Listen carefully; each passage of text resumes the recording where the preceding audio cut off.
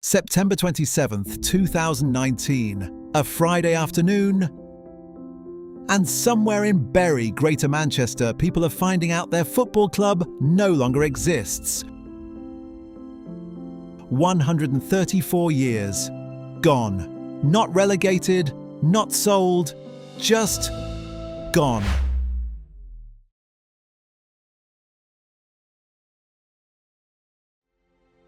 Bury Football Club were founded in 1885. Same era as Aston Villa, same era as Everton. They won the FA Cup twice, and for 125 consecutive years, they were a Football League club. This wasn't some fly-by-night club. Generations of the same families went to the same ground, stood on the same terrace, cheered the same colours. That is what we are talking about losing.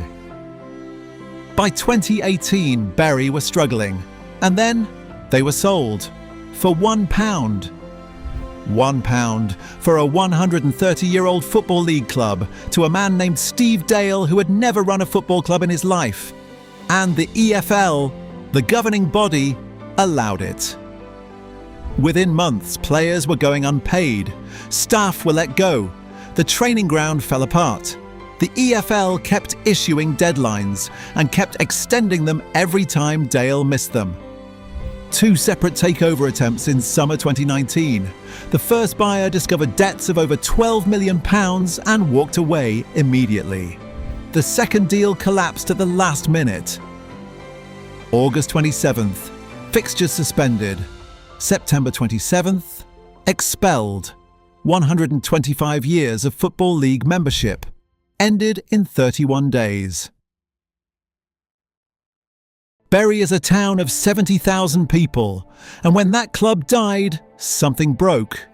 Local businesses lost matchday income. Jobs disappeared. Season ticket holders lost money they would never get back. But the fans didn't accept it.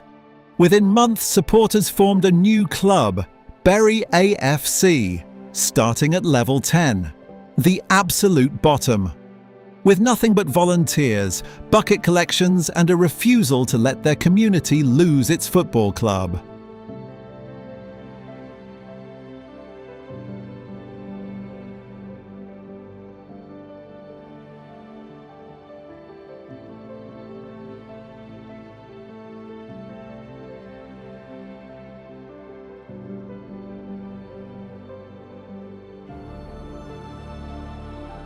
So how does a 134-year-old club actually die?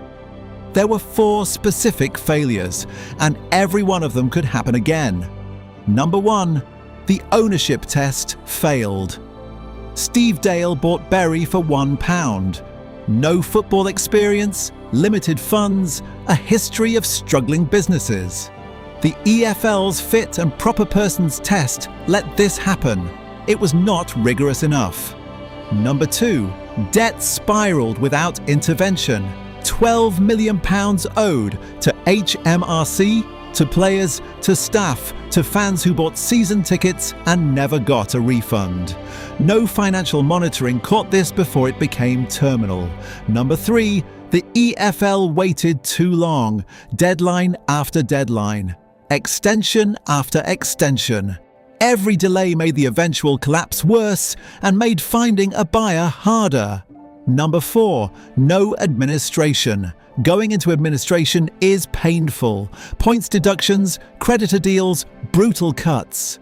But it creates a legal structure to find a new owner. Without it, Bury simply disappeared. Macclesfield Town made the same mistake the following year.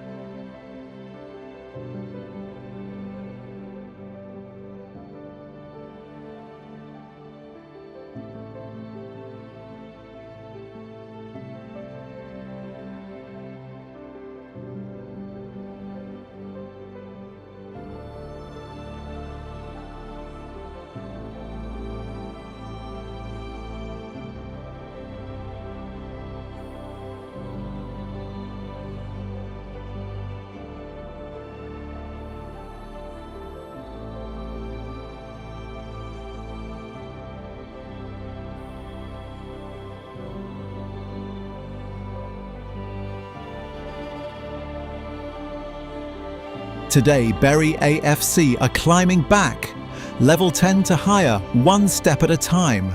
It will take years, maybe decades. And Gig Lane still sits empty, a 130-year-old stadium just there, abandoned. A monument to what happens when governance fails and a community gets left behind. But here is why this story matters right now. The same warning signs that killed Bury FC, unpaid wages, revolving ownership, ignored debt, a governing body that moved too slow, are visible at clubs across England in the 2025-26 season. England's new independent football regulator arrives in 2026. Tougher ownership tests, financial monitoring, operating licenses. It is supposed to make sure the next Bury cannot happen. Whether it works, that is the question English football is about to answer. Subscribe because the pyramid goes deeper than you think. Welcome to the Football Pyramid.